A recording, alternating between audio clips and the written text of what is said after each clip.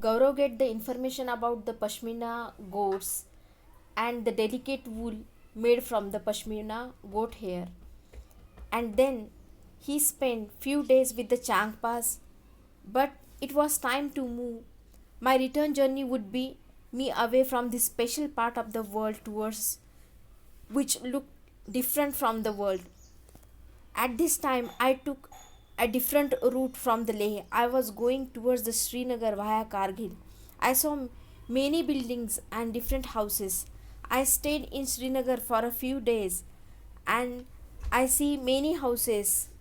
They took my heart away. Some houses are on the mountains and some houses built on the water. I took many pictures, and when I started my journey, I had not imagined that in one state I would see so many different kinds of houses, lifestyles, and this is wonderful experience for me. And living on the mountains in a Leh and another living on in a water in a Srinagar, I saw how both these houses were different from each others, and these houses were specially built to suit the changing climatic condition at that places. आता गौरव यांचा परतीचा प्रवास सुरू होतो.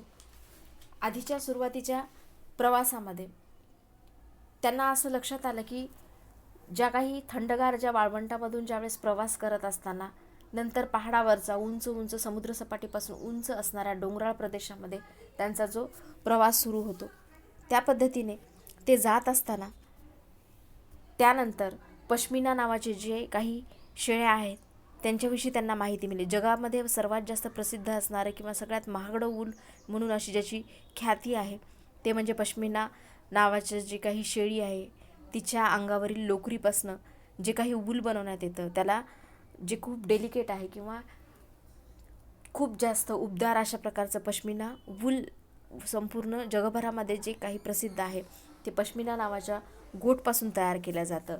आणि त्याची सगळी माहिती गौरव यांना मिळते. आणि किती डेलिकेट ते वर्क आहे किंवा किती नाजूक काम आहे की जे की यंत्रावरतीही करणं शक्य नाही.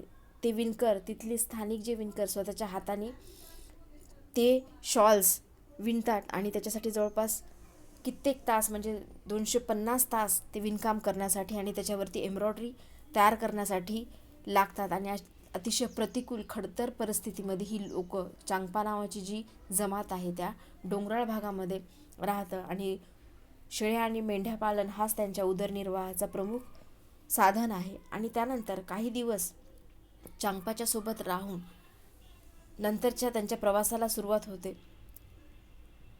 संपूर्ण वेगळा भाग हा किंवा मुंबईसारख्या शहरामध्ये राहिलेल्या हा व्यक्तीसाठी संपूर्ण वेगळा भाग होता. आणि नंतर मग वेगळ्या मार्गाने लेहपासून निघण्याचा त्यांचा प्रवास सुरू होतो. श्रीनगरला जाण्यासाठी कारगिलच्या मार्गाने जाण्याचा प्रवास त्यांचा सुरू होतो. आणि त्या मार्गामध्ये वेगवेगळ्या प्रकारचे जे काही घरं आहे त्यांना लक्षात येतात की नंतरची जी त्यांनी पाहिलेली घरं ही आधीच्या घरांच्यापेक्षा खूप वेगळी होती. आधीची सुरुवातीची घरं होती ती उंचच उंच डोंगरावरती होती आणि नंतरची जी घरं आहेत ती पाण्यामध्ये होती. त्यांना आश्चर्य वाटतं की वेगवेगळ्या भागामध्ये एकाच स्टेटमध्ये किती वेगवेगळी जीवनशैली आहे. आणि हा त्यांच्यासाठी खूप आनंददायी क्षण होता की लेहमध्ये माउंटेनवरती उंच उंच डोंगराळ भागामध्ये ही जी वस्ती होती त्या वातावरणाला सूट होईल अशा पद्धतीने त्या घरांची रचना होती. आणि नंतर श्रीनगरमध्ये आल्यानंतर पाण्यामध्ये असणारी जी घरं होती त्यांना त्या बोटवरती असणारी विविध ते त्यांनी घरं त्या ठिकाणी पाहिली. म्हणजेच ज्या भागामध्ये जसं वातावरण आहे त्या वातावरणाला सूट होईल अशा पद्धतीची जी घरं आहेत जी गौरवनी आधी फक्त पुस्तकामध्ये पाहिली होती ती प्रत्यक्ष त्यांना त्या भागामध्ये श्रीनगर आणि लेहच्या भागामध्ये त्यांना बघायला मिळाली. Houses of the Srinagar, they took the different types of photographs. Some houses were built and in a Srinagar they stay houseboats. Houseboats can be as long as 80 feet, around 8 to 9 feet wide. Beautiful carvings on the wood also seen on the ceiling of the houses of the houseboats. And some big houses, this design is called as khatamban, which was pattern look like a jigsaw puzzles. Some old houses has a special type of window which comes out of the wall. This is also known as a dab. It has a beautiful wood pattern. It is wonderful experience. Many families in the Srinagar live in a donga. These boats can be seen in a Dal Lake, Jhelum River. From inside, it is look like a houses, and another type of houses were made from the stones and cut.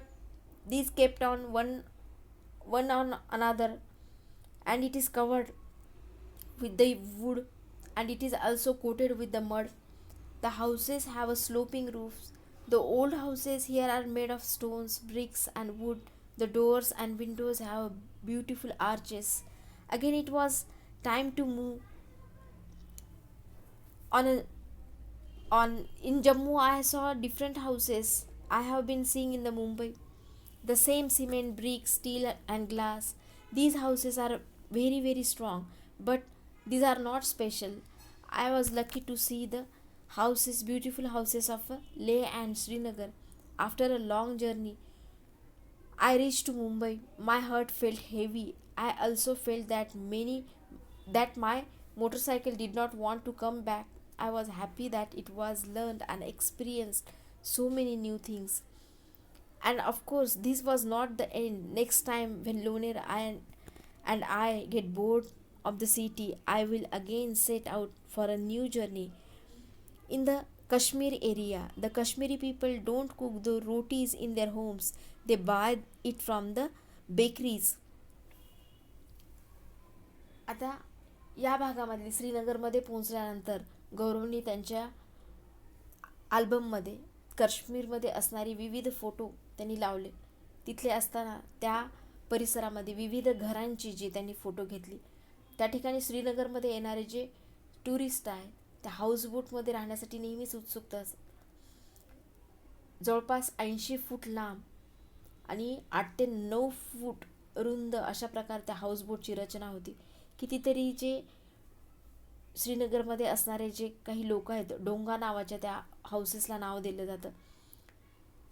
जसे आपल्या घराची रचना असते तशाच खोल्यांची जी रचना आहे ती बोटवरती झेलम जी नदी आहे त्या नदीवरती अशा कितीतरी हाऊसबोट्स त्या डोंगा सापडतात. आणि पूर्ण घरासारखी रचना या रूमची, वेगवेगळ्या रूम घरामध्ये जशा असतात तशाच रूम ह्या बोटवरती दिसून येतात.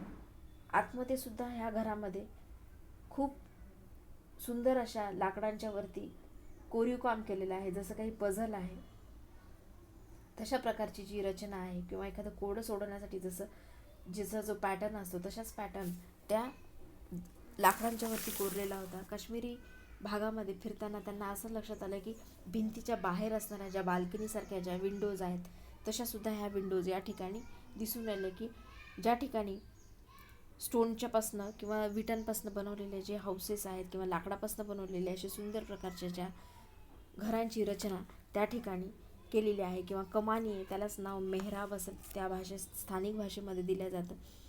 आणि जम्मूमध्ये परतत असताना मुंबईसारखीच घरांची जी रचना होती जी की सिमेंटपासनं, लाकडांपासनं, स्टीलपासनं आणि ग्लासपासनं बनवलेली होती, त्या हाऊसेस किंवा ती घरं अतिशय स्ट्रॉंग किंवा मजबूत असत, पण त्यांच्यामध्ये स्पेशल असं काहीच नव्हतं. लेह आणि श्रीनगर या भागामध्ये जशा घरांची जी रचना होती काहीतरी वेगळी, जशी स्टोरी बुकमध्ये गौरव यांनी पुस्तकांच्यामध्ये जे काही बघितलेलं होतं तशाच पद्धतीच्या त्या घरांची जी रचना त्यांना दिसून आली. आणि मग नंतर मुंबईमध्ये परतत असताना त्यांना त्या भागामधून यावंसं वाटत नव्हतं. कित्येक प्रकारच्या ज्या आठवणी आहेत त्यांनी आपल्या मनामध्ये साठवून त्यांचा जो परतीचा प्रवास सुरू केला होता. आणि त्याच पद्धतीने ज्यावेळेस त्यांनी असं त्याच्यामध्ये मनामध्ये विचार केला की ज्यावेळेस परतीचा प्रवास सुरू होईल किंवा ज्यावेळेस अजून परत त्यांना बोर होईल तेव्हा अजून एक नवीन ठिकाणी त्यांच्या मोटरसायकलवरून ते प्रवासाला नक्की सुरुवात होतील. आणि काश्मीरी लोकांचं अजून त्यांनी एक वैशिष्ट्य सांगितले की काश्मीरी लोक घरामध्ये ज्या पोळ्या आहेत किंवा रोटी त्या घरामध्ये नाही करत, तर बेकरीमध्ये असणाऱ्या त्यांच्या स्थानिक बेकरीमधून त्या ह्या ज्या रोटी किंवा पोळ्या ह्या विकत घेतात. अशा ती जीवनशैली मुंबईमध्ये असणाऱ्या ज्या लोकांच्यापेक्षाही वेगळी जीवनशैली गौरवनी या पाठामध्ये विस्तारितपणे वर्णन केलेली आहे की लेह भागामध्ये काही भाग असा आहे जगामधला उंच भागावरती ते लोक राहतात आणि पाण्यामध्ये असणारी जी वसाहत आहे किंवा श्रीनगरच्या दल ह्या तलावामध्ये किंवा झेलम नदीवरच्या तीरावरती अशा प्रकारचे जे हाऊस बोट्स त्यांना दिसून येतात.